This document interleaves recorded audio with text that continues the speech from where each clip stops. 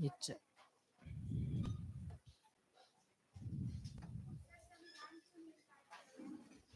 हो गया संविधान को स्टार्ट? हाँ, बाद में होगा संविधान अभी ना। चलो लिखो, आज हम लोग चालू करेंगे बायोलॉजी। बायोलॉजी जीव विज्ञान।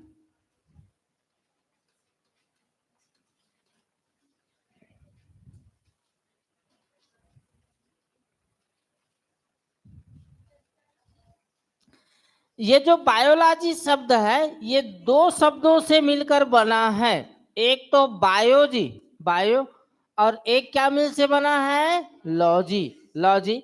तो बायो का अर्थ होता है लाइफ, बायो का अर्थ क्या होता है? लाइफ। और लॉजी का अर्थ होता है स्टडी, लॉजी का अर्थ क्या होता है? स्टडी।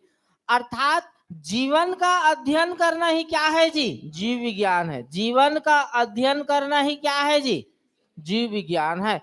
जहां पर भी आप साइंस में लॉजी शब्द देखोगे, जहां पर भी लॉजी शब्द देखोगे, वहां पर याद रख लेना किसी न किसी का क्या होता होगा जी? अध्ययन। जहां पर भी लॉजी शब्द आए उसका मतलब क्या होता है? अध्ययन।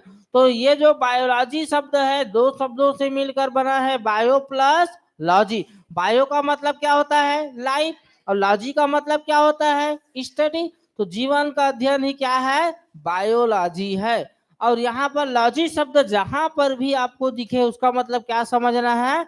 अध्ययन। अब उसके बाद यहाँ पर चलो लिखो,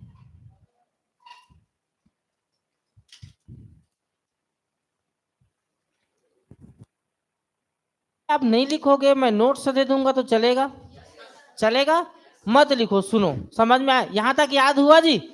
अब आगे सुनो, यहां से ये जो बायोलॉजी का एक तो आपको नाम जानना है, जनक के बारे में जानना है। जनक, बायोलॉजी का जनक किसको कहा जाता है? अब बायोलॉजी शब्द का सर्वप्रथम प्रयोग किसने किया ये जानना है। तो बायोलॉजी का जनक बोला जाता है अरस्तु को कहा जाता है। किसको कहा जाता है? अरस्तु को। अब बायोलॉजी शब्द का सर्वप्रथम प्रयोग किया है लैमार्क ने। किसने किया है जी? लैमार्क का एक नाम याद रखना है और दूसरा नाम क्या याद रखना है? ट्रेविनेरस। तो ये जो बायोलॉजी शब्द का सर्वप्रथम किसने किया प्रयोग पूछे तो लैमार्क एवं ट्रेविनेरस ने। बायोलॉजी का जनक किसे बोला जाता है? फादर ऑफ बायोलॉजी किसको बोला जाता है? तो किसको बोला जाता है? अरस्तु को। समझ में आया? उसके बाद सीधा हम लोग चालू करते हैं ब्लड के बारे में। ब्लड के बारे में, ब्लड ग्रुप, रुधिर समूह, रुधिर समूह की बात करते हैं। रुधिर समूह ये, तो यहां पर ये जानना है कि ये जो ब्लड ग्रुप के खोजकर्ता कौन है। सुनो, अभी बिल्कुल मत लिखना ना। ब्लड ग्रुप के खोज किसने किया? तो ब्लड ग्रुप का खोज किया है कार्ल लैंडस्टीनर ने। कार्ल लैंडस्टीनर ने, कार्ल लैंडस्टीनर ने, स्टीनर ने ब्लड ग्रुप का क्या किया है जी? खोज किया है। अब ब्लड ग्रुप का खोज किया है कार्ल लैंडस्टीनर ने तो किसी न किसी वर्ष में किया होगा। तो कब किया है? 1900 में किया है। अब ब्लड ग्रुप का खोज एक बहुत बड़ा कार्य है तो इसके लिए इसको कोई ना कोई सम्मान दिया गया होगा। और कौन सा सम्मान मिला है? नोबेल पुरस्कार मिला है। तो इसको ब्लड ग्रुप की खोज के लिए नोबेल पुरस्कार मिला है। कब मिला है जी? 1930 में। क्या मिला है? नोबेल पुरस्कार मिला है। किस क्षेत्र में मिला होगा? चिकित्सा के क्षेत्र में। तो ब्लड ग्रुप की खोजकर्ता कौन है? Karl Landsteiner. कब किया? 1900 में। इसके लिए इसे नोबेल पुरस्कार कब मिला? 1930 में। यहां तक समझ में आया? अब ब्लड ग्रुप, ये जो ब्लड ग्रुप है 8 प्रकार के होते हैं। कितने प्रकार के होते हैं? 8 प्रकार। कौन कौन से? ब्लड ग्रुप ए, बी, सी कहाँ होता है? ब्लड ग्रुप ए, बी और क्या जी? ओ। तो इसमें ये 4 क्या होते हैं? पॉजिटिव होते हैं। 4 क्या होते हैं जी? नेगेटिव होते हैं। 8 ब्लड ग्रुप कितने होते हैं? 8। तो इस ब्लड ग्रुप होता है। तो अब इस ब्लड ग्रुप के बारे में जानना है। ये जो वर्ड में, ये जो वर्ड में कितने प्रकार के ब्लड ग्रुप होते हैं, तो वर्ड में होते हैं 55 प्रकार के होते हैं। कितने प्रकार के होते हैं जी? 55। विश्व में 55 प्रकार के ब्लड ग्रुप होते हैं। मानव, छेरी, बोकरा, घोड़ा, कुकरी, हाथी, केचवा, मछली, इन सब का जोड़ोगे तो कितने प्रकार का होगा? 55। इस 55 में से 8 को 55 में से 8 को क्या बोला जाता है जी? ह्यूमन ब्लड ग्रुप बोला जाता है, मानव ब्लड बोला जाता है। कितने को बोला जाता है? 8 को मानव ब्लड बोला जाता है। अब इस 8 में से ये 4 पॉजिटिव और 4 क्या जी? नेगेटिव। तो इसमें भी किसी का पहला खोज हुआ होगा। तो देखो, ये जो ब्लड ग्रुप में सबसे पहला ब्लड ग्रुप खोजा गया है, और ये जो ब्लड ग्रुप पढ़े हैं, ये जो 8 ब्लड ग्रुप है, इस ब्लड ग्रुप को बोला जाता है एबीओ सिस्टम के नाम से जाना जाता है। किस सिस्टम के नाम से जाना जाता है जी? एबीओ सिस्टम के नाम से। तो एबीओ सिस्टम के नाम से इसलिए जाना जाता है क्योंकि सर्वप्रथम 3 ब्लड ग्रुप का पता चला। ब्लड ग्रुप ए, बी और किसका जी? ओ का। तो सर्वप्रथम ब्लड ग्रुप खोजा गया वो ए है, बी है और क्या है जी? ओ है। इसको क्या है? सर्वप्रथम इसका क्या पता चला है जी? इन ब्लड ग्रुप के बारे में पता चला है। अब ब्लड ग्रुप ए, बी और ओ की खोजकर्ता कौन है? तो इसके खोजकर्ता कौन हो जाएंगे जी? Karl Steiner. कार्ल स्टीनर ने किया है। कब किया है इन्होंने? 1900 में। अब दूसरा ब्लड ग्रुप का खोज हुआ है, एबी का खोज हुआ है। किसका खोज हुआ है जी? एबी। अब ये खोजकर्ता कोई ना कोई व्यक्ति होंगे। तो ये है डक्स टेलो स्टर्ली। ये कौन है जी? डक्स टेलो स्टर्ली। डक्स टेलो स्टर्ली ने क्या किया है? स्टर्ली ने ब्लड ए बी का खोज किया। अब कब किया है? तो इन्होंने किया है 1902 में किया है। इस प्रकार से ये जो चारों ब्लड ग्रुप हो गया। अब ब्लड ग्रुप में पॉजिटिव एवं नेगेटिव का पता, पॉजिटिव और नेगेटिव का पता किसने लगाया है? तो ये लगाया है कार्ल स्टीनर। कार्ल स्टीनर एवं उसका एक सहयोगी याद रख लेना है, वीनर। एक सहयोगी कौन है जी? वीनर। इन्होंने ब्लड ग्रुप में पॉजिटिव और नेगेटिव का खोज लगाया है 1940 में। नोबेल पुरस्कार मिलने के बाद लगाया है। तो देखो, ब्लड ग्रुप का खोज कब हुआ है जी? ब्लड ग्रुप का खोज कब हुआ है? 1900। अब ब्लड ग्रुप में पॉजिटिव नेगेटिव का पता लगाने में कितने वर्ष लग गए हैं जी? तो यहाँ पर नोट करके लिख लेना, ब्लड ग्रुप में पॉजिटिव एवं नेगेटिव का पता लगाने में, ब्लड ग्रुप में पॉजिटिव और नेगेटिव का पता लगाने में कितने वर्ष लग गए हैं? 40 वर्ष। कितने वर्ष लग गए हैं? 40 वर्ष। अब सुनो, जितना पढ़े हैं याद करवाता हूं। ब्लड ग्रुप का खोज किसने किया? कब किया? उसको नोबेल पुरस्कार कब मिला? ब्लड ग्रुप को, मानव ब्लड ग्रुप को किस नाम से जाना जाता है? सर्वप्रथम किन किन ब्लड ग्रुप का खोज हुआ? ए, बी, ओ का। तो ब्लड ग्रुप ए, बी, ओ के खोजकर्ता कौन है? कब खोज किया? ब्लड ग्रुप ए, बी का खोज किसने किया?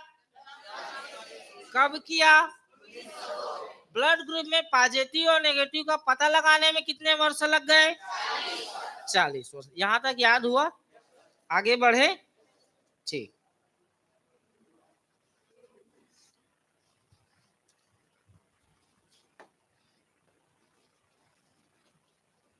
ये जो, और इसमें क्या क्या जानना है? तो ये तो मानव रुधिर एक तरल संयोजी ऊतक है जी। मानव रुधिर क्या है? तरल संयोजी ऊतक है। तरल संयोजी ऊतक कहने का मतलब कनेक्टिव टिश्यू है। क्या है? कनेक्टिव टिश्यू है, जो कई कोशिकाओं से मिलके बना होता है। मतलब कि मानव रुधिर एक कनेक्टिव टिश्यू है, मतलब कि वो शरीर के कई अंगों को आपस में क्या करके रखेगा जी? कनेक्ट करके रखेगा। अब ब्लड कई अंगों से जुड़ा रहता है, तभी तो पूरे शरीर में क्या करता है जी? संचरण। तो एक पॉइंट याद रखना है कि मानव रुधिर क्या है? एक संयोजी ऊतक है जो कई कोशिकाओं से मिलकर बना होता है। समझ में आया? ये जो बहुत सारे कोशिका मिलके ऊतक का निर्माण करते हैं, टिश्यू का निर्माण करते हैं। बहुत सारे ऊतक मिलकर आर्गन का निर्माण करते हैं। किसका निर्माण करते हैं जी? अंग का। अब बहुत सारे अंग मिलके आर्गन सिस्टम का निर्माण करते हैं। किसका निर्माण करते हैं? आर्गन। और बहुत सारे अंग तंत्र मिलके शरीर का निर्माण करते हैं। किसका निर्माण करते हैं? तो इसमें ब्लड क्या है जी? टिश्यू है। कैसा टिश्यू है? कनेक्टिव टिश्यू है, जो शरीर के कई अंगों को आपस में क्या करके रखता है? जोड़ के। ये पहला पॉइंट याद हुआ। अगला पॉइंट याद रखना कि ये जो ब्लड है, रुधिर परिसंचरण तंत्र, ब्लड सर्कुलेशन सिस्टम, इसके बारे में अलग से पढ़ेंगे। तो रुधिर परिसंचरण तंत्र में ये जो रुधिर परिसंचरण तंत्र होता है, रुधिर परिसंचरण तंत्र, तो रुधिर परिसंचरण तंत्र में 3 अंग आते हैं मुख्य रूप से। कितने अंग आते हैं? 3 अंग। एक तो आता है ब्लड आता है। दूसरा आता है ब्लड वेसल्स,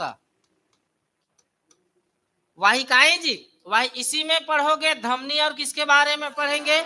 सीरा। और एक आता है हार्ट आता है। क्या आता है? हार्ट।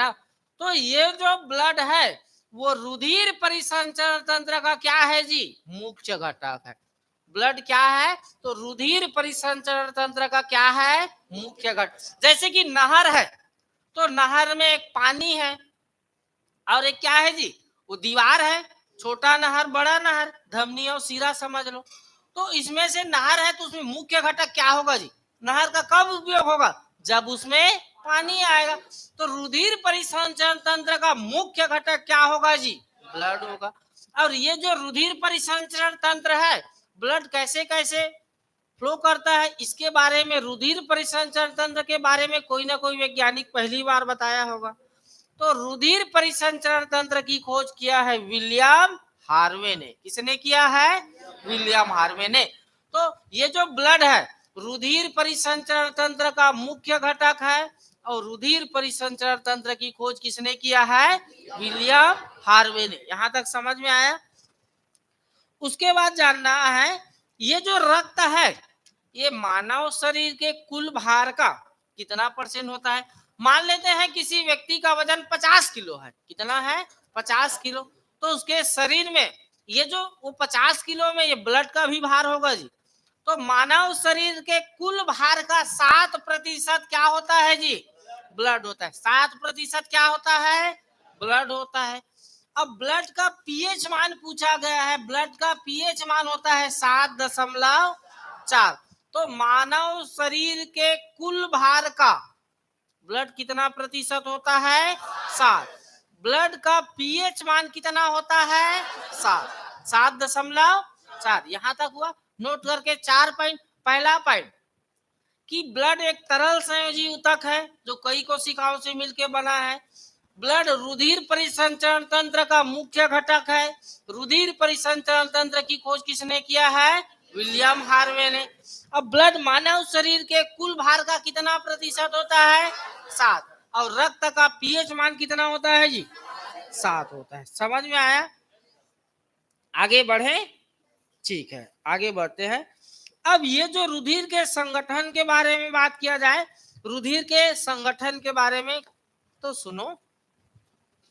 ये जो रुधिर ब्लड के बारे में, तो इसको 2 भागों में पढ़ना है जी। 2 भागों में। एक तो इसको पढ़ना है तरल, लिक्विड पार्ट है जी, और एक क्या पढ़ना है? ठोस। तो ब्लड में तरल पार्ट में आपको एक नाम जानना है, प्लाज्मा जानना है। क्या जानना है जी? प्लाज्मा।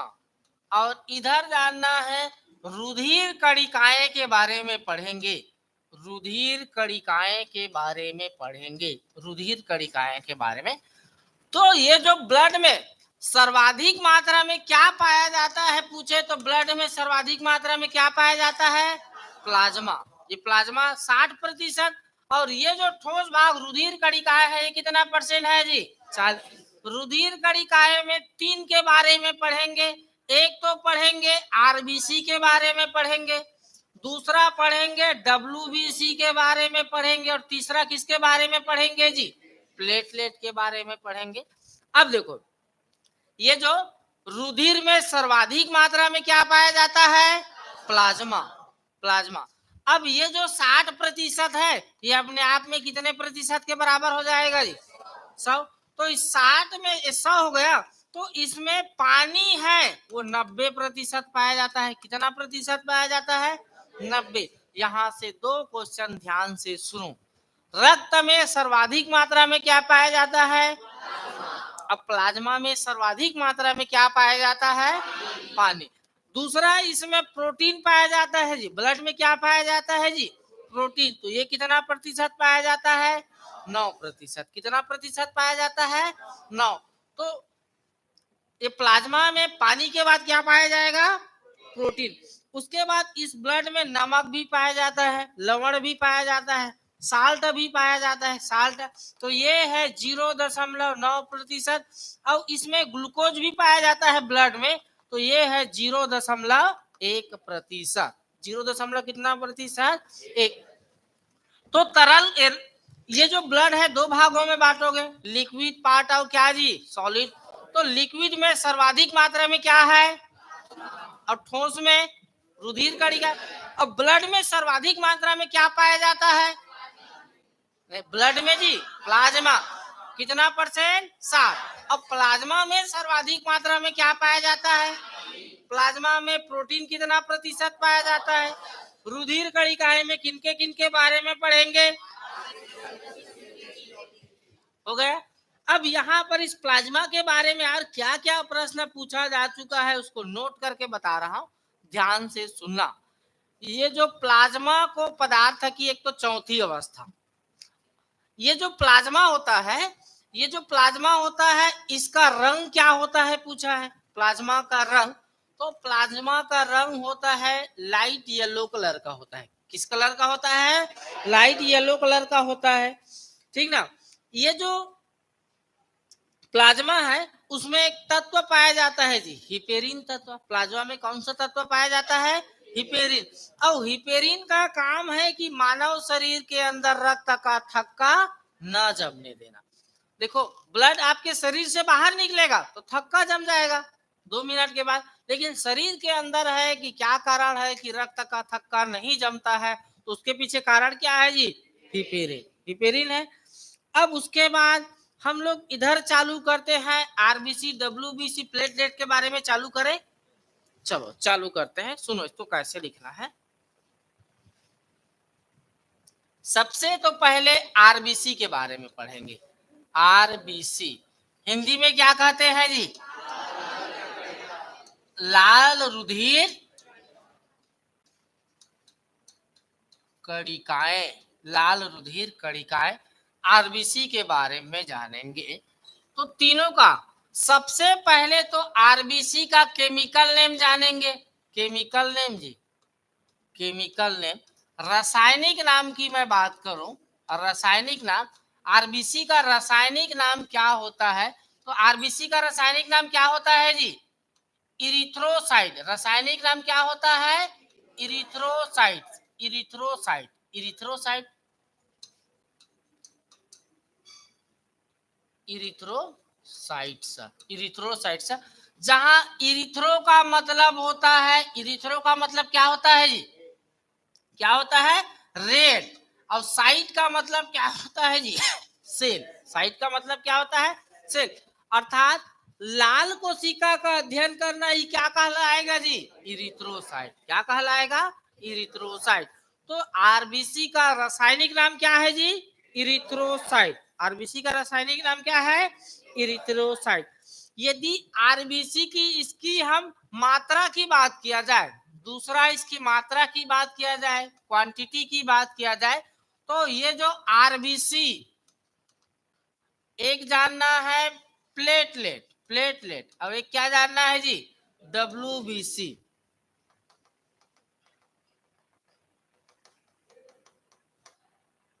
आरबीसी, प्लेटलेट, और क्या जानना है? डब्ल्यूबीसी। तो ये आरबीसी की संख्या, मात्रा पूछा जाए तो ये मिलियन में पाई जाती है। किसमें पाई जाती है जी? मिलियन में। ये जो प्लेटलेट की संख्या लाखों में पाई जाती किसमें पाई जाती है? लाखों में। और ये जो WBC की संख्या है ये 1000 में पाई जाती है। ये किसमें पाई जाएगी जी? मिलियन में। मिलियन में RBC। अब ये प्लेटलेट किसमें जी? लाखों में। लाखों में।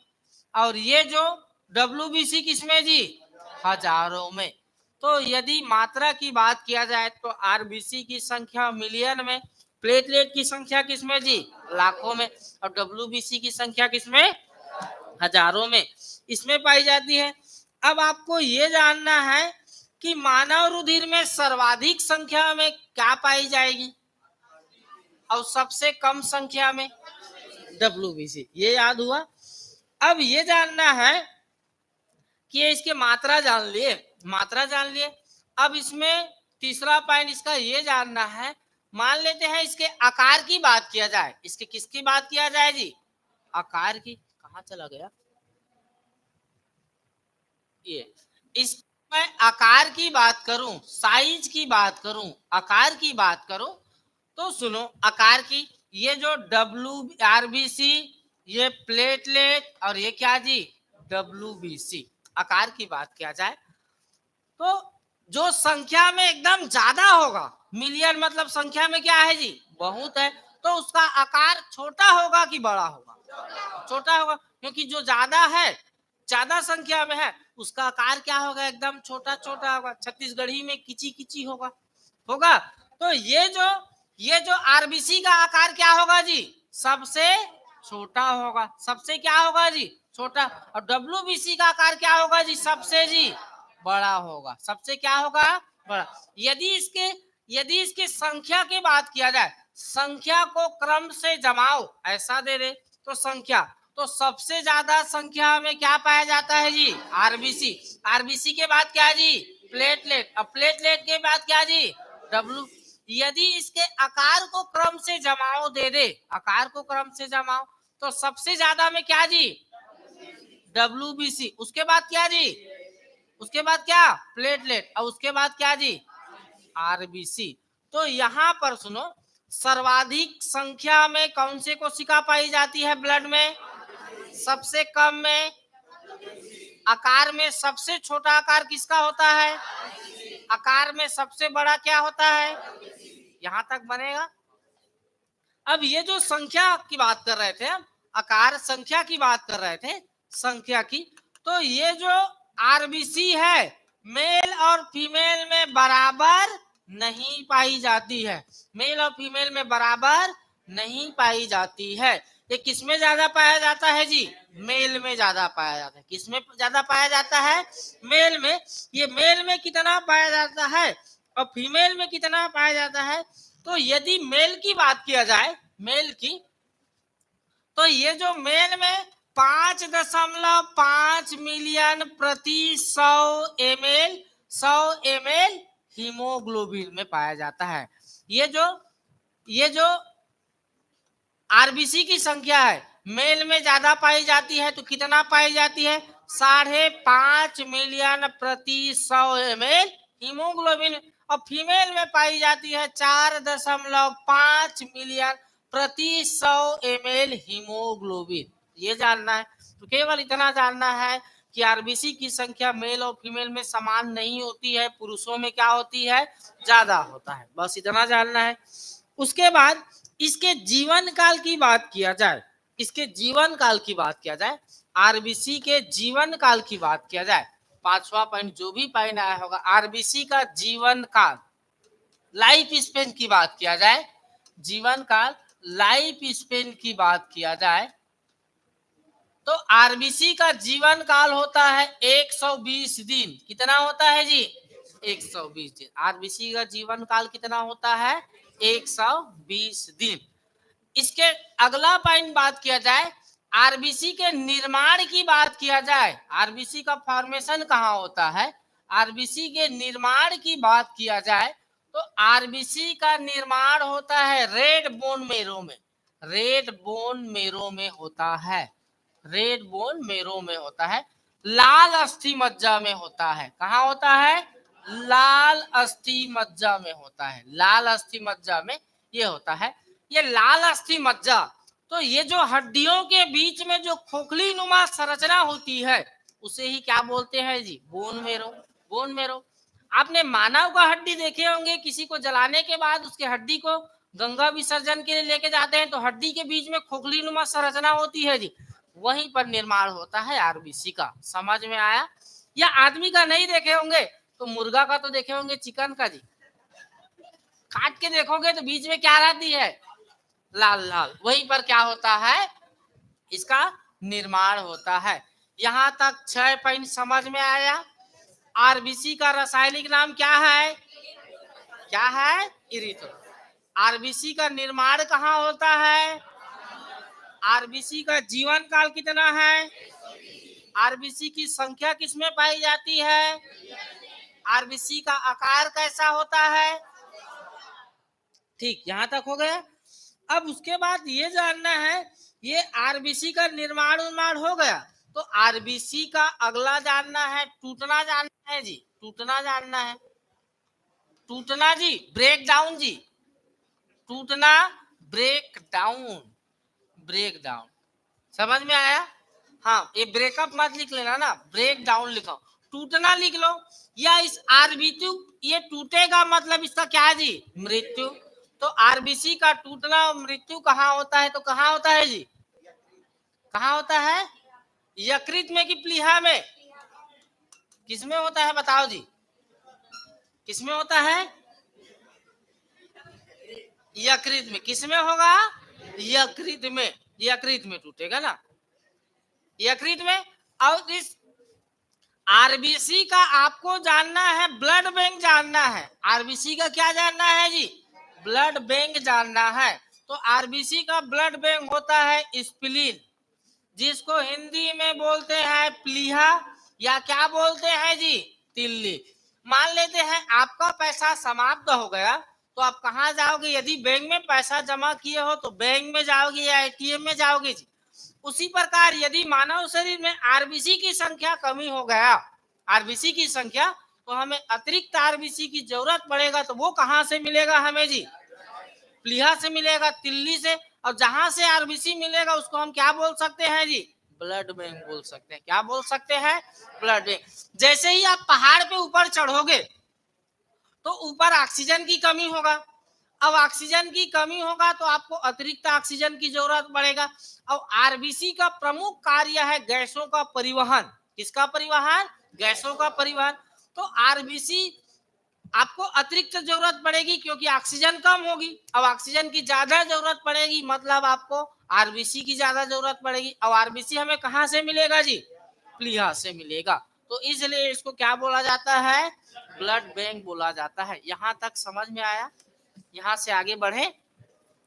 अब ये जो अनुपात की बात किया जाए, आरबीसी की अनुपात की बात किया जाए, आरबीसी किस अनुपात में पाया जाता है, ये दुनियादारी। अगला पॉइंट, इसके अनुपात की बात किया जाए। अनुपात तीनों का अनुपात दे देगा। आरबीसी का अनुपात, और दे देगा प्लेटलेट का अनुपात, और दे देगा डब्ल्यूबीसी का अनुपात। तो सिंपल सी बात है, जिसकी संख्या ज्यादा होगी अनुपात भी उसका क्या होगा? अनुपात भी क्या होगा उसका जी? ज्यादा होगा। पहले तो कापिल दे सुन तो लिखत का बात, मैं तोला लिखे लिखाए वाला बढ़िया नोट सदा, तो एकल ने बढ़िया समझ में ही अच्छा वाला राइटिंग में था तोला समझ में। केवल अभी सुन समझ में। ये कापी तोर जमा है ना, ये कापी के तो रसीद देवे और कापी ले जावे। आरबीसी, तो आरबीसी का संख्या में ज्यादा है तो अनुपात में भी क्या होगा जी? ज्यादा। आरबीसी का अनुपात होता है 600, प्लेटलेट का होता है 40, और इसका कितना होता है? 1। क्योंकि ये मिलियन में पाया जाता है, ये लाखों में पाया जाता है, वो हजारों में। तो जो 1000 में पाया जाता है उसका अनुपात क्या होगा जी? कम होगा। समझ में आया? अब यहाँ पर ये जो आरबीसी के बीमारियां की बात किया जाए, बीमारियां की बात किया जाए, बीमारियां, तो देखो ये जो आरबीसी है, यदि आरबीसी की मानव शरीर में कमी हो गया, क्या हो गया जी? कमी हो गया। तो कोई भी चीज की जीवन में कमी और अधिकता से दिक्कत ही दिक्कत है ना। जैसे कि कोई व्यक्ति कम पढ़ रहा है, उसका नौकरी नहीं लगेगा तो दिक्कत। कोई व्यक्ति ज्यादा पढ़ लिया जरूरत से ज्यादा, तो वो व्यक्ति क्या हो जाएगा जी? ज्ञान भैया हो जाएगा। क्या हो जाएगा? ज्ञान भैया होगा कि नहीं होगा? यदि किसी के बाराती में गए हो, किसी को कम मिला तो वो नाचेगा नहीं, अब किसी को ज्यादा मिल गया तो वो नाचने लायक नहीं रहेगा, वो तो सो जाएगा जी कहीं पर जी। तो जीवन में कमी और अधिकता दोनों से, तो आरबीसी की कमी मतलब खून की कमी। अब खून की कमी को बोला जाता है एनीमिया। खून की कमी को क्या बोला जाता है जी? एनीमिया बोला जाता है। खून की कमी को क्या बोला जाता है? एनीमिया। एनीमिया ये हो जाएगा। तो आरबीसी की कमी से कौन सी बीमारी होगा? एनीमिया। एनीमिया लौह तत्व की कमी से होता है। मानव शरीर में लौह तत्व आयरन की कमी से क्या हो जाता है? एनीमिया हो जाता है। अब ये जो आरबीसी की अधिकता हो गया, आरबीसी की क्या हो गया? अधिकता। मान लो मानव शरीर में आरबीसी जरूरत से ज्यादा हो गया, तो उस रोग का नाम है पॉलीसाइथेमिया। पॉलीसाइथेमिया। पॉलीसाइथेमिया। अब इस रोग में आरबीसी का क्या हो गया है जी? अधिक। खून की अधिकता हो गया है। खून की अधिकता हो गया, तो खून आपके शरीर में जरूरत से ज्यादा होगा, तो आपके त्वचा पे काले काले क्या पड़ेंगे जी? धब्बा पड़ेंगे। स्किन पे क्या पड़ेंगे जी?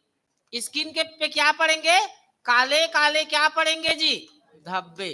तो ये जो स्किन पे काले काले धब्बे पड़ना, ये है आपके शरीर में आरबीसी की अधिकता से। किसकी अधिकता से? आरबीसी की अधिकता से। समझ में आया? एक और रोग पूछा गया है यहाँ पर आरबीसी के बारे में, एक और रोग, तो ध्यान से सुनो। आरबीसी का जीवन काल सामान्यतः कितने दिनों का होता है? 120। लेकिन एक ऐसा रोग है जिसमें आरबीसी का जीवन काल क्या हो जाता है? कम हो जाता है। जीवन काल कितना हो जाता है? कम। और कितना हो जाता है? 50 से 60। और उस रोग का नाम क्या है जी? बता भाई। हाँ, थैलेसीमिया। उस रोग का नाम क्या है जी? थैलेसीमिया। थैलेसीमिया। सुनो, ये थैलेसीमिया रोग आरबीसी की कमी और अधिकता से नहीं होता है, बल्कि थैलेसीमिया रोग होने पर ये जो आरबीसी का जीवन काल है, लाइफ स्पेन है, वो क्या हो जाता है जी? कम। आरबीसी का जीवन काल होता है 120 दिन, और थैलेसीमिया रोग हो गया तो आरबीसी का जीवन काल हो जाएगा 50 से 60 दिन। कितना दिन? 50 से 60 दिन। तो आरबीसी के बारे में इतना याद रखना है। समझ में आया? सुनो, घर में जाओगे तो कुछ ना कुछ बड़बड़ा बड़बड़ा के देखना है, बोल बोल के याद करना है। आरबीसी का रासायनिक नाम इरिथ्रोसाइट। आरबीसी की मात्रा पाई जाती है मिलियन में, प्लेटलेट का लाखों में, डब्ल्यूबीसी का हजारों में। आरबीसी की संख्या क्या होती है? सर्वाधिक होती है। और ये जो मात्रा की बात किया जाए, मात्रा की बात किया जाए तो देखो, मेल और फीमेल में बराबर नहीं पाई जाए। किसमें ज्यादा? पुरुषों में। कितना जी? 5.5 मिलियन प्रति 100 ml हीमोग्लोबिन में। और महिलाओं में कितना जी?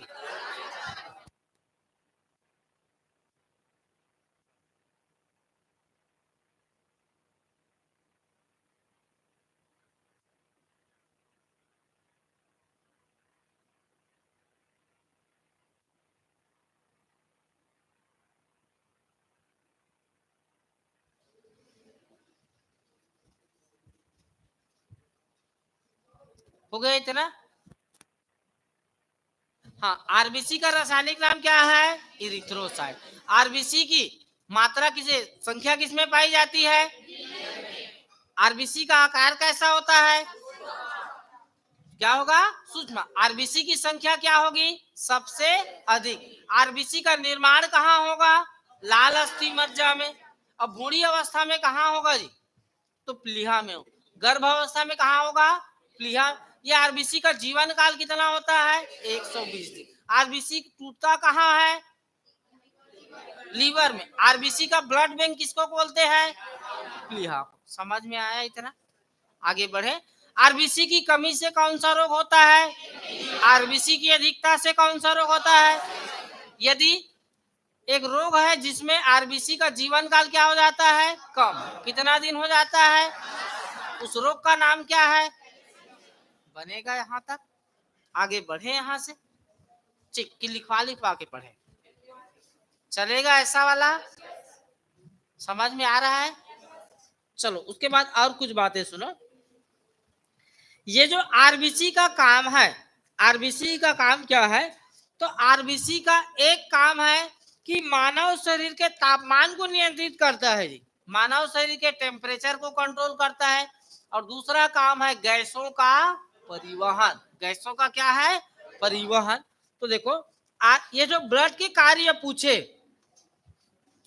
ये जो आपसे कभी भी ब्लड के कार्य पूछे, ब्लड के कार्य पूछे, तो ब्लड का सबसे पहला कार्य है गैसों का परिवहन, ट्रांसपोर्टेशन ऑफ गैस। ये गैसों का परिवहन, गैसों का परिवहन। दूसरा काम है मानव शरीर के तापमान को नियंत्रित करना। तापमान को क्या करना जी? नियंत्रित करना, तापमान को नियंत्रित करना। तीसरा प्रमुख कार्य है ब्लड का रोगों से रक्षा करना, रोगों से रक्षा करना, रोगों से रक्षा करना। और चौथा इसका प्रमुख कार्य की बात किया जाए तो रक्त का थक्का जमाना, रक्त का थक्का जमाना। तो ये जो गैसों का परिवहन और तापमान का नियंत्रण ये किसके द्वारा होता है जी? आरबीसी। रोगों से रक्षा किसके द्वारा जी? और रक्त का थक्का जमाना किसके द्वारा है जी? प्लेटलेट। तो ये जो रक्त का प्रमुख कार्य कौन करता है? आरबीसी। इसलिए इस आरबीसी को मुख्य कोशिका बोला जाता है। ब्लड का क्या बोला जाएगा? मुख्य कोशिका, क्योंकि ये क्या करेगा जी? मुख्य कार्य है। समझ में आया? जिस प्रकार मंत्रिमंडल होता है, मंत्रिमंडल होता है, केंद्र में देखें तो प्रधानमंत्री, गृह मंत्री, राज्य में देखें तो मुख्यमंत्री, गृह मंत्री, परिवहन मंत्री, दुनियादारी मंत्री, उसी प्रकार ये जो सबसे ज्यादा कार्य करेगा वो मुखिया होगा। देश में प्रधानमंत्री और राज्य में क्या? तो ये कार्य किसके द्वारा होता है? ठीक, हमारे शरीर का प्रधानमंत्री कौन है पता है? आरबीसी नहीं, शरीर का प्रधानमंत्री है मस्तिष्क। कौन सा मंत्री है? मस्तिष्क।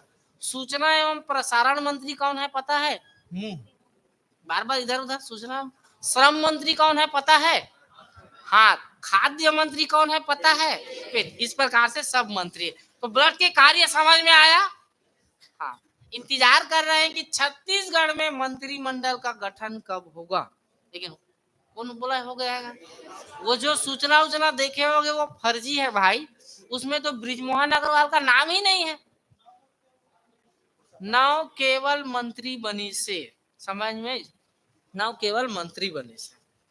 सब लिख के रखे हो 9 मंत्रियों के नाम, लिख के रख लेना, क्योंकि यहाँ से 100% क्वेश्चन आएगा। मुख्यमंत्री विष्णुदेव साय, उप मुख्यमंत्री अरुण साव, उप मुख्यमंत्री विजय शर्मा, एक मुख्यमंत्री होंगे बृजमोहन अग्रवाल, रामविचार नेताम, ओपी चौधरी, दयाल दास बघेल, लक्ष्मी रजवाड़े, टंकराम वर्मा, और कौन है जी? केदार कश्यप, और कौन है? हो गया इतना? हो गया ना? तो एकदम ऐसे फर्राटेदार याद होना चाहिए, समझ में? कि देखे बा सुनता करे बा कुछ नहीं आना चाहिए, समझ में? अब आगे, अब आगे किसके बारे में पढ़ेंगे जी? डब्ल्यूबीसी के बारे में सुनो, डब्ल्यूबीसी के बारे में। तो ये डब्ल्यूबीसी मतलब क्या है जी? श्वेत रुधिर कणिका। डब्ल्यूबीसी का क्या हो जाएगा? श्वेत रुधिर कणिका, कणिका ये हो जाएगा। सबसे पहले इसके रासायनिक नाम की बात किया जाए, रासायनिक नाम की बात किया जाए तो डब्ल्यूबीसी का रासायनिक नाम क्या होता है जी? क्या होता है? ल्यूकोसाइट। क्या होता है? क्या होता है? Leucocytes, leucocytes, leucocytes. ये जहां ल्यूको माने क्या होता है? व्हाइट, व्हाइट, और साइट माने क्या होता है जी? श्वेत, अर्थात श्वेत कोशिकाओं का अध्ययन करना ही क्या कहलाता है? ल्यूकोसाइट। समझ में आया? दूसरा इसके बात किया जाए, इसका निर्माण की बात किया जाए, ल्यूकोसाइट ये डब्ल्यूबीसी का निर्माण, तो ये होगा व्हाइट बोन मेरो में होगा। इसका निर्माण कहाँ होगा जी? व्हाइट बोन मेरो में इसका निर्माण होगा, व्हाइट बोन मेरो में। ये है श्वेत अस्थि मज्जा में इसका निर्माण होगा। कहाँ होगा? श्वेत अस्थि मज्जा में इसका निर्माण होगा, श्वेत अस्थि मज्जा में इसका निर्माण होगा। उसके बाद इसकी हम लोग देख लेते हैं, मात्रा की बात कर लेते हैं। मात्रा या संख्या बोल सकते हैं इसी को। तो ये किसमें पाया जाता है जी? हजारों में। किसमें पाया जाता है? हजारों। यदि हम इसके आकार की बात करें, आकार की, तो ये क्या होता है? WBC का आकार सबसे बड़ा होता है। WBC का आकार क्या होता है? सबसे जी बड़ा होता है। क्या होता है? बड़ा। यदि WBC के प्रकार की बात किया जाए तो WBC 5 प्रकार के होते हैं। कितने प्रकार के जानना है इसमें? 5 प्रकार के जानना है। पहले तो 2 होते हैं, अब इसके 5। कैसे कैसे जानोगे? बेसोफिल्स, इसिनोफिल्स, न्यूट्रोफिल्स, मोनोसाइट, और क्या जानना है जी? लिम्फोसाइट। तो इसके बारे में और डिटेल में पढ़ेंगे, हड़बड़ाना नहीं है अभी ना। उसके बाद इसके 6वां पॉइंट, इसके मैं जीवन काल की बात करूं, जीवन काल की बात करूं तो जीवन काल इसका कितना होता है जी? आरबीसी का जी 2 से 5 दिन होता है। 2 से कितना दिन होता है? 5 दिन। जीवन काल कितना होता है? 2 से 5 दिन होता है। अगला इसके बारे में और क्या जानना है?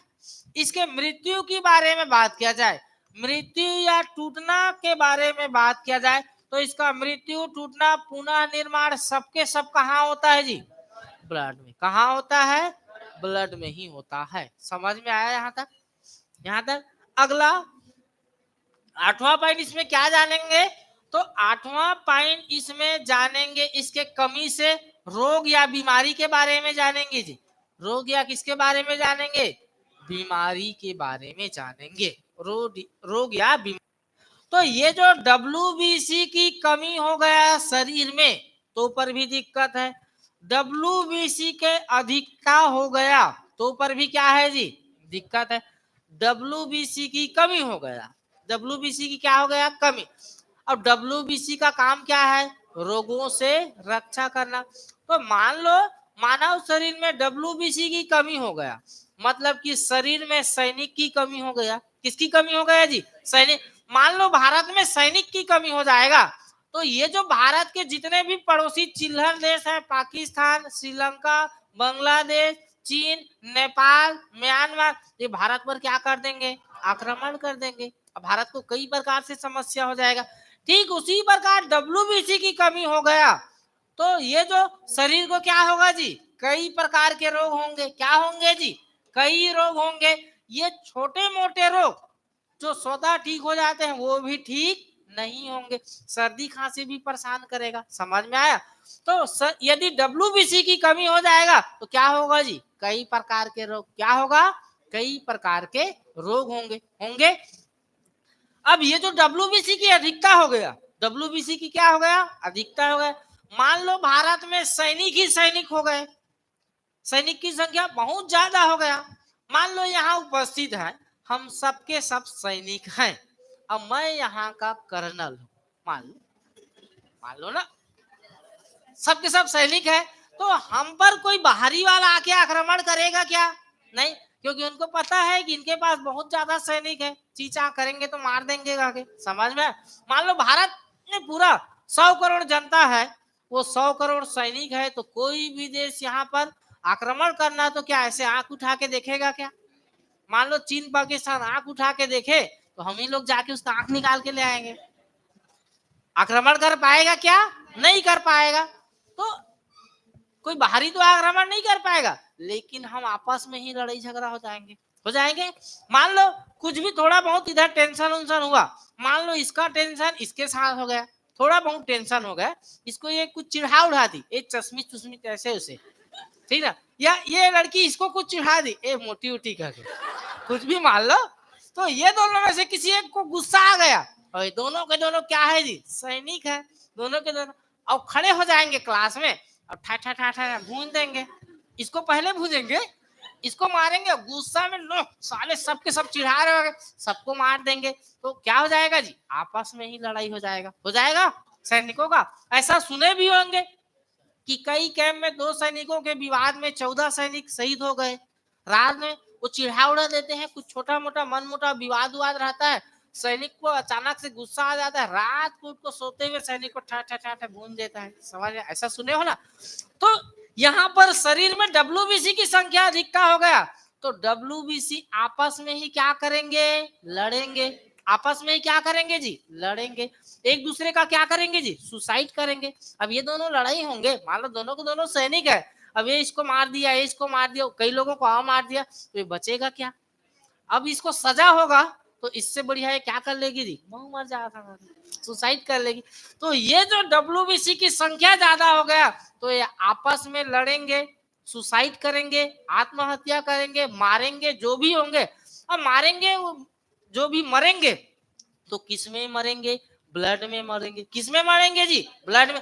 क्योंकि डब्ल्यूबीसी का निर्माण, टूटना, ब्रेकडाउन, पुनः निर्माण सब कहाँ में होता है, ब्लड में। तो ये आपस में लड़ेंगे और ब्लड में ही मिलेंगे, तो ब्लड है वो क्या होते जाएगा, गाढ़ा होते जाएगा। ब्लड क्या होते जाएगा जी, गाढ़ा, क्योंकि ये मरते जा रहा है, तो ब्लड क्या हो जाएगा जी, गाढ़ा होते जाएगा। ब्लड गाढ़ा होते जाएगा तो ब्लड में गांठे बनना लगेगा। ब्लड में क्या बनेगा जी, गांठे। अब ब्लड में गांठे बनना, उस स्थिति को बोला जाता है ब्लड कैंसर। क्या बोला जाता है, ब्लड कैंसर। क्या बोला जाता है, ब्लड कैंसर।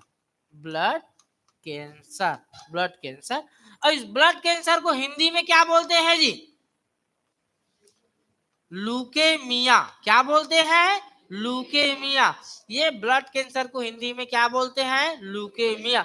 अब डब्ल्यूबीसी की ये अधिकता से होगा, अब डब्ल्यूबीसी की कमी से कई प्रकार के रोग होंगे और उस रोग को बोलते हैं लुकेपीनिया। क्या बोलते हैं जी, लुकेपीनिया, मतलब कि कई प्रकार के रोग। समझ में आया, डब्ल्यूबीसी की अधिकता और कमी वाला समझ में आया। ए फोटो बंद कर, तत्काल प्रभाव से तो बढ़िया राइटिंग में पीडीएफ नोट्स नहाने यार। समझ में आया इतना, डब्ल्यूबीसी भी खत्म माना जाए। अब डब्ल्यूबीसी का क्या जानना है, प्रकार। ये जो 12वां पॉइंट की बात किया जाए तो डब्ल्यूबीसी की प्रकृति कैसी होती है। डब्ल्यूबीसी की प्रकृति होती है फेगोसाइटिक नेचर। कैसे होती है, फेगोसाइटिक नेचर, मतलब कि भक्षण करने वाली कोशिका, भक्षण करने वाली कोशिका, भक्षण करने वाली कोशिका। इसकी प्रकृति कैसी होती है जी, भक्षण करने वाली कोशिका। ये रोगों से क्या करती है, रक्षा।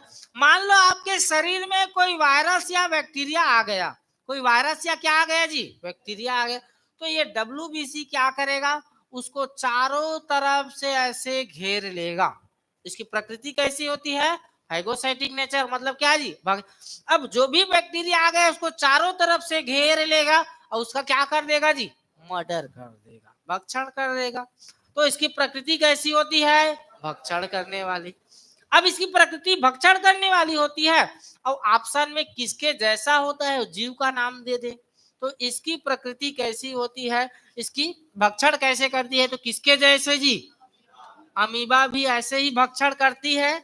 जो भी आता है उसको चारों तरफ से क्या कर लेते हैं, घेर लेते हैं, उसका क्या कर लेते हैं, मर्डर। ऐसा ही होता है।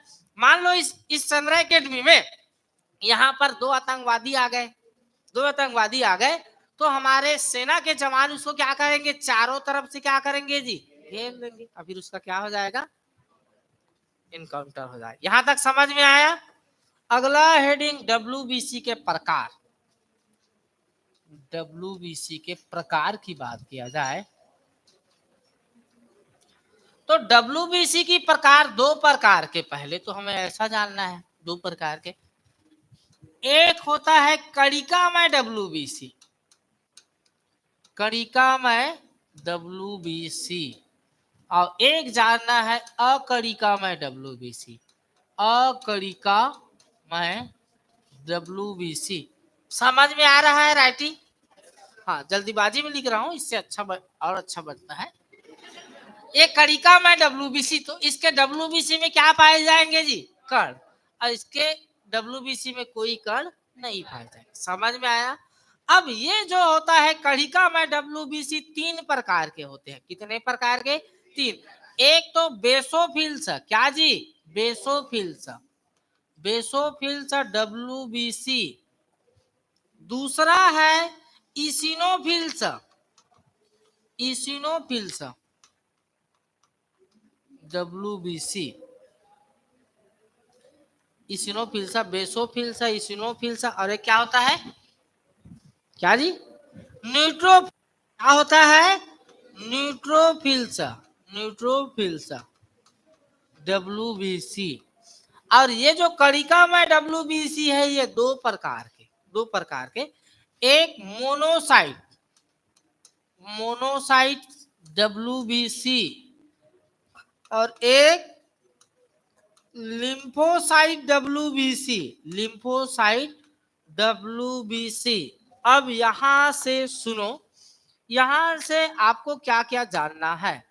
एक तो जानना है कि बेसोफिल्स के इसमें 4 पॉइंट सर, सबसे ज्यादा कौन सा WBC पाया जाता है, सबसे कौन सा WBC कम पाया जाता है, किस WBC का आकार बड़ा होता है और किस WBC का आकार क्या होता है, छोटा होता है, ये सब जानना है।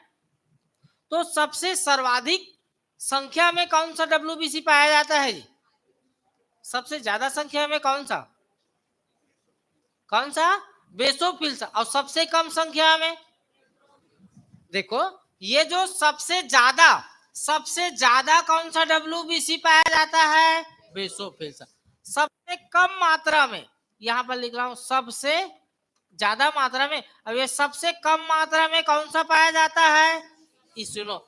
और सबसे बड़ा WBC कौन सा है, मोनोसाइट। और सबसे छोटा WBC कौन सा है, तो यहाँ पर 4 पॉइंट याद रखना है। सबसे बड़ा WBC का नाम मोनोसाइट, सबसे छोटा WBC का नाम लिम्फोसाइट, सर्वाधिक संख्या में कौन सा WBC पाया जाता है, और सबसे कम संख्या में कौन सा WBC पाया जाता है। यहां तक समझ में आया। ये जो एलर्जी के समय, किसके समय जी, एलर्जी के समय कौन सा बेसोफिल सक्रिय रहता है, कौन सा WBC सक्रिय रहता है, तो वो है बेसोफिल। ये जो जैसे ही आपको किसी से एलर्जी हुआ तो आपके यकृत से हिस्टामिन केमिकल का उत्सर्जन होगा। अब उस उत्सर्जन को कम करने के लिए अब समस्या आ गया, कोई दुश्मन आ गया, तो उसको मारने के लिए कौन जाएगा जी, भारत का सैनिक जाएगा, कोई गुरुजी थोड़ी ना जाएगा, कोई मंत्री थोड़ी ना जाएगा, कौन जाएगा, सैनिक जाएगा। तो सैनिक में कौन जाएगा, बेसोफिल। रुक ए, मैं तुम्हें मारने आ रहा हूं, ए को मारने कौन जाएगा, B, A for energy, allergy को मारने कौन जाएगा, बेसोफिल। ये उसको क्या करेगा, खत्म करेगा। समझ में आया। अब यहाँ पर बैक्टीरिया या वायरस आ गया, क्या आ गया जी, बैक्टीरिया या वायरस। तो बैक्टीरिया का मर्डर कौन करता है, इसिनोफिल। बैक्टीरिया का मर्डर कौन करेगा जी, इसिनोफिल, बैक्टीरिया का मर्डर। अब ये वायरस आ गया, वायरस का कौन करेगा जी, जैसे भारत में भी सैनिकों का अलग अलग है ना जी। मान लो कोई चोर बदमाश आ गया तो उसके मारने कौन जाएगा, पुलिस जाएगा। कौन जाएगा, पुलिस। अब कोई आतंकवादी और नक्सली आ गया तो उसको मारने कौन जाएगा जी, आर्मी जाएगा। कौन जाएगा, आर्मी जाएगा। समझ में आया। तो इसी प्रकार ये अलग अलग सैनिक जाएंगे। ये जो मोनोसाइट और लिम्फोसाइट है, मोनोसाइट और क्या है, लिम्फोसाइट, इसका उपयोग होता है एडवांस लेवल पर। किस लेवल पर, एडवांस लेवल पर। किस लेवल पर जी, एडवांस लेवल पर। भविष्य में इसका उपयोग होता है, भविष्य में इसका उपयोग होता है। और इन दोनों का उपयोग होता है वैक्सीनेशन में। किसमें होता है जी, वैक्सीनेशन, टीकाकरण में होता है। किसमें होता है, टीकाकरण में। क्योंकि जिस समय आपको कोरोना का टीका, पोलियो का टीका सबको लगा होगा, लगा है कि नहीं। तो जिस समय आपको पोलियो का टीका या कोरोना का टीका लगा, क्या उस समय आप पोलियो से ग्रसित या कोरोना पॉजिटिव थे क्या। तो पोलियो का टीका या कोरोना का टीका क्यों लगाया गया है, ताकि भविष्य में वो कोरोना का वायरस हमारे शरीर में आए तो हमें नुकसान ना कर पाए। भविष्य में वो पोलियो वायरस हमारे शरीर में आए तो हमें नुकसान ना कर पाए। इसलिए ये क्या होता है, टीकाकरण। तो ये जो मोनोसाइट और लिम्फोसाइट है ये एडवांस लेवल पर कार्य करते हैं। किस लेवल पर कार्य करते हैं? एडवांस, ताकि भविष्य में ऐसा कोई दुर्घटना आए तो क्या हो जाए जी? सक्रिय हो जाए। क्या हो जाए? सक्रिय हो जाए। समझ में आया? जैसे कि आप सबको कोरोना का टीका लग गया है, मतलब आपके शरीर में एक मेमोरी सेल विकसित हो गया है। क्या हो गया है जी? Memory cell. जैसे ही वो कोरोना वायरस आपके शरीर में आएगा वो मेमोरी सेल क्या हो जाएगा? सक्रिय हो जाएगा और ये जो मोनोसाइट और लिम्फोसाइट को भेज देगा, जा तू अपना काम कर खाके, और कोरोना वायरस को शुरुआती स्टेज में ही क्या कर देगा जी? खत्म कर देगा। जब भी आपके शरीर में हेपेटाइटिस या पोलियो का वायरस कभी आएगा तो मेमोरी सेल विकसित हो गया है एक बार में, और दूसरी बार में क्या करेगा? वो उसको क्या कर देगा जी? समाप्त कर देगा। समझ में आया? Advance level. इसको एक उदाहरण से बता रहा हूं। जैसे आपका मोबाइल चोरी हो गया, आपका मोबाइल क्या हो गया? चोरी हो गया। तो पहली बार चोर तो आपके मोबाइल को चुरा सकता है, लेकिन बार बार नहीं चुराएगा। मान लो आप रात के 2 बजे तक पढ़ रहे थे और सुबह 5 बजे उठ गए हो, तो आपका मोबाइल 2 से कहां तक चोरी हुआ है? 5 के बीच में। अब आप सोचोगे आपका मोबाइल चोरी हो गया, तो ये सोचोगे जरूर मेरा मोबाइल रात्रि 2 बजे के बाद और सुबह 5 बजे के पहले चोरी हुआ होगा, क्योंकि रात्रि 2 बजे तक मैं पढ़ रहा था और 5 बजे मैं क्या हो गया हूँ जी? उठ गया हूँ। तो आपके दिमाग में मेमोरी सेल विकसित हो गया। अब इधर उधर लोन लेके, बेरोजगारी भत्ता लेके, किसी से उधारी लेके आप पुनः 20,000 का मोबाइल ले लिए, OnePlus ले लिए मान लो। अब दूसरी बार मोबाइल ले लिए तो दूसरी बार आप थोड़ा सचेत हो जाओगे ना। आपके दिमाग में मेमोरी सेल विकसित हो गए कि मेरे रूम में मेरा रूम पार्टनर या आसपास के हॉस्टल वाले लड़के ही चोरी करते होंगे। अब ये कितने बजे करते हैं? 2 से 5, क्योंकि उनको अच्छी तरीका से पता है कि यह लड़का 2 बजे तक पढ़ता है और 5 बजे उठ जाता है, लेकिन इस बीच में गहरी निंद्रा में रहता है, तो जाके चोरी कर लूंगा। अब आप मेमोरी सेल विकसित हो गया है। अब आपको भी नया मोबाइल लिए हो तो डर है कोई चोर ना आ जाएगा, आप भी थोड़ा सक्रिय हो जाओगे। सोने से पहले दरवाजे के पास एक डंडा उंडा रख दोगे और सोने का क्या करोगे जी? नाटक कर। जैसे ही दरवाजा करी तब भगाभग मारोगे उसको, वो चोरी कर पाएगा क्या? तो वही काम ये है मोनोसाइट और किसका है जी? लिम्फोसाइट का। एडवांस लेवल पे होते हैं। एक बार में तो जो भी वायरस है, बैक्टीरिया है, वो प्रभावित कर लिया। पहले बार में इसलिए प्रभावित कर लिया क्योंकि उसको हमें पहले बार में, वो चोर पहली बार आया तो हमें तो पता ही नहीं चला जी कि चोर किस रास्ते से आता है, कितना बजे आता है, उस चोर को कैसे मारना है, कुछ पता चला क्या?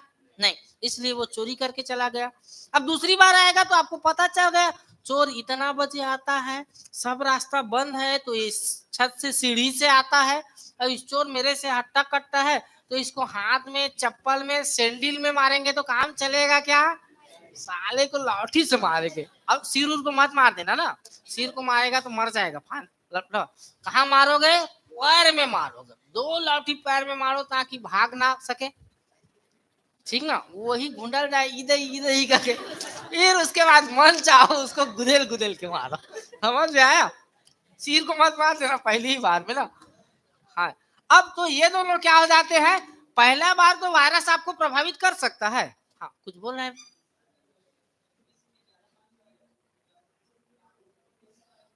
WBC में सबसे, चल ठीक है देख लेंगे और ना, ठीक है, नोट्स तो भेजूंगा आपको, टेंशन मत लेना। तो ये दोनों मोनोसाइट और लिम्फोसाइट लेवल पे कार्य करते हैं एडवांस। तो यहाँ पर आपको इतना चीज जानना है, बनेगा इतना चीज। ठीक, समय कितना बजे तक है? 9:30।